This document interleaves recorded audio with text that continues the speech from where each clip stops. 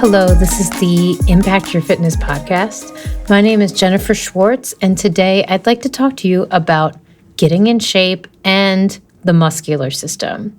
Before I can open up this conversation on how to impact your fitness, I'd like to share a provocative idea that we reconsider fitness and air quote, getting in shape.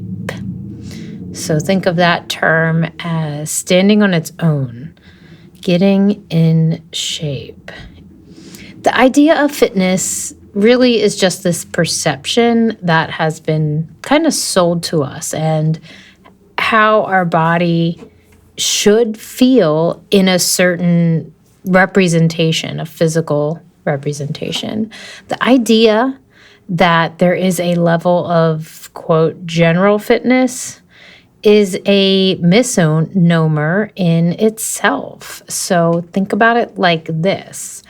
The survival of the fittest has no context itself unless you define the specific dangers imposed on the organism. This idea that our emails that concern us register as danger, when in fact we know it's not actual physical danger. So when it registers as such, we have a problem. Anyways, general fitness doesn't exist until we say fit for what and begin to measure. So personally, I'm on this fitness journey to be a high-performing dog mom and partner and the best version of me possible. And of course, win the battle of aging and, DNA damage. So, that's my personal fitness vision. It's my mission statement. I do all of these things to be a leader in this space and also to have those things be the best version of myself. So what does it mean to you? What is your vision? What is your mission statement of exercise? Why are you doing it? Why are you spending multiple hours a week and lots of money and lots of time thinking about it?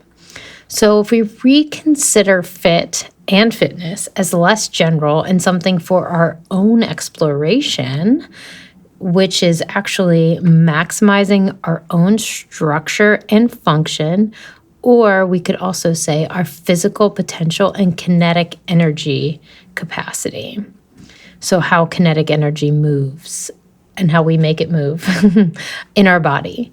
So that entails multiple systems. So I can't wait to dive into that a little bit more, because the other portion of this hypothesis is really just not a popular opinion or something people probably haven't heard of altogether.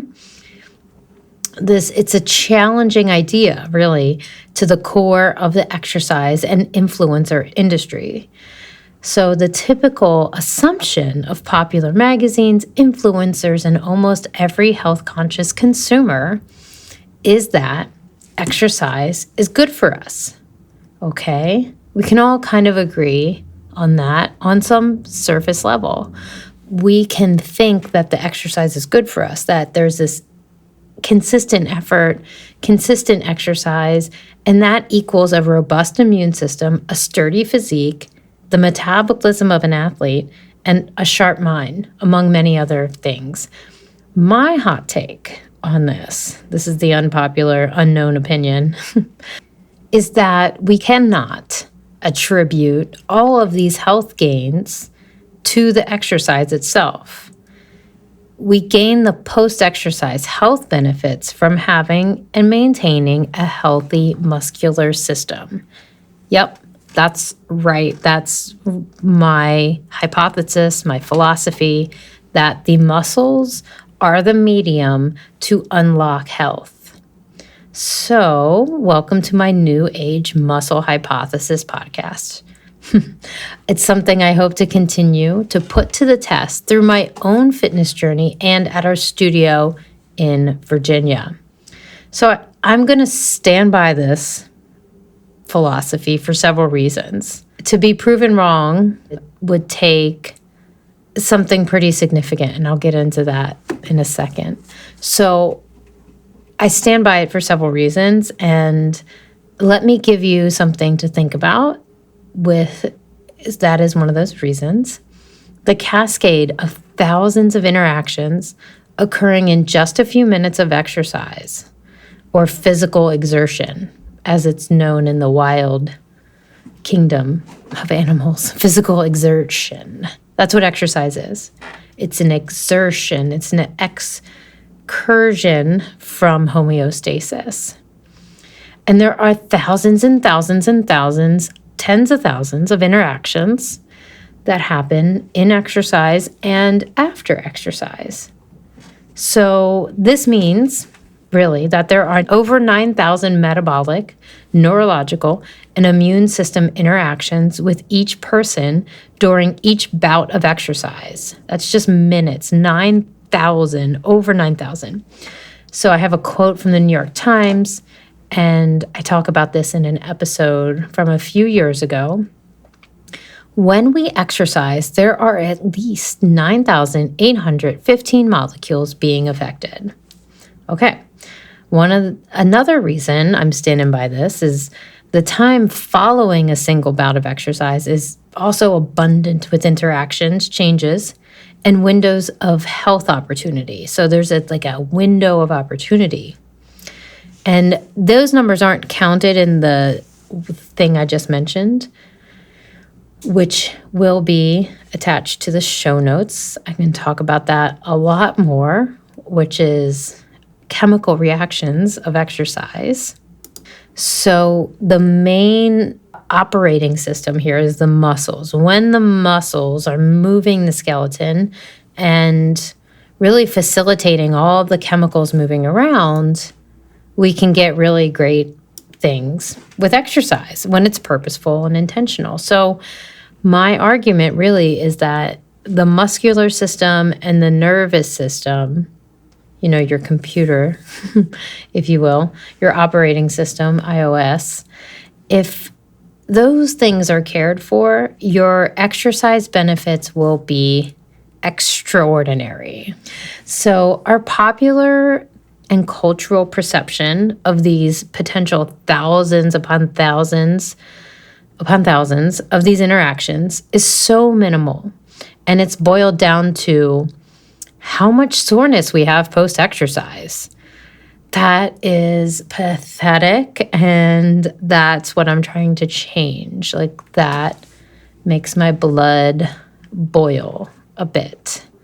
So, because I see so much potential within each person, and when we optimize the exercise and what we're putting into the body, those potential benefits become so much more. They really explode in more health and more energy and more intrapersonal benefits, or what you can call metaphysical benefits. There's gold in those metaphysical benefits that we can help ourselves and love more all through exercise. I know I'm so in there and out there. So, I think about these complex and how complex these interactions are, that it's all happening between multiple systems and they're intertwined in so many ways. So back to my hypothesis, then if all these parts and communications of these systems are not following a close to ideal operating rhythm, the functions related to exercise are affected, and at that, probably most of them. So what if I'm wrong? What if the conventional ideas of isolating parts and this exercise equals that actually works? So what I mean is, this lat pull down will give you a big back. This ab exercise will give you the six pack. If that's true, if what most influencers on their YouTube cover page, if what they're saying is true, then I'm wrong.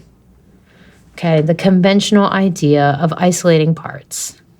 So it also goes with the medical and wellness paradigm. Exercise to me is medicine. So this is all blended in one big file and chapter in my brain. So unless this conventional idea that the organs and the bodily functions can be treated in isolation and thrive in isolation without the help of other systems is true, then I'm wrong about this, okay?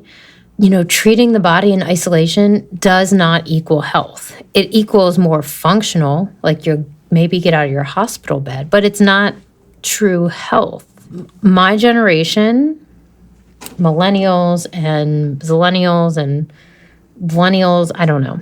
We're changing this. We are changing the direction of what health and wellness and longevity means because we are watching our parents treat themselves in isolating parts. And we see how frustrating it is and it hurts us.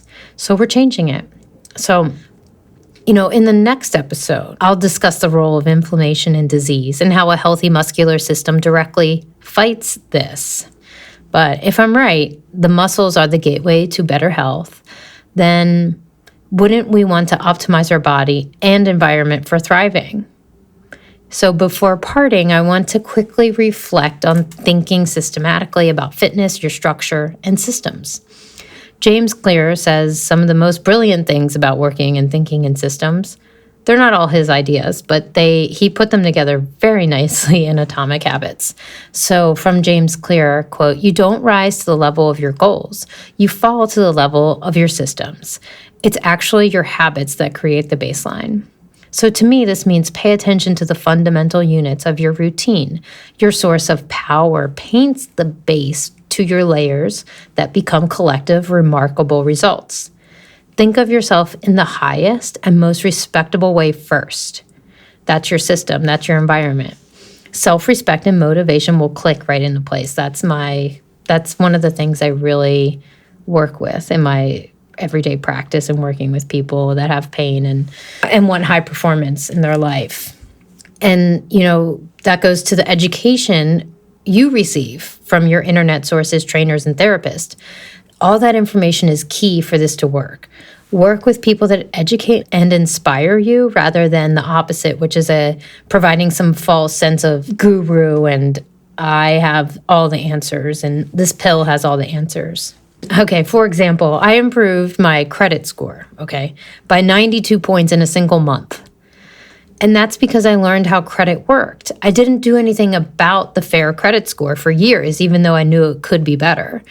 I hear similar stories from my clients when I teach them about tendinitis and muscles to empower them to do their homework and exercises and activities that support a healthy muscle system and a healthy nervous system. I have another quote that I think would leave us something to think about systems and looking at the body in this different way from William Shakespeare. "It's not in the stars to hold our destiny, but in ourselves." And to me, this means creating an immersive experience of your next big or small goal, or even what it feels like to take the small steps that will yield the biggest results. For my clients, the ones that get better hold an image and a story for themselves in that version of themselves.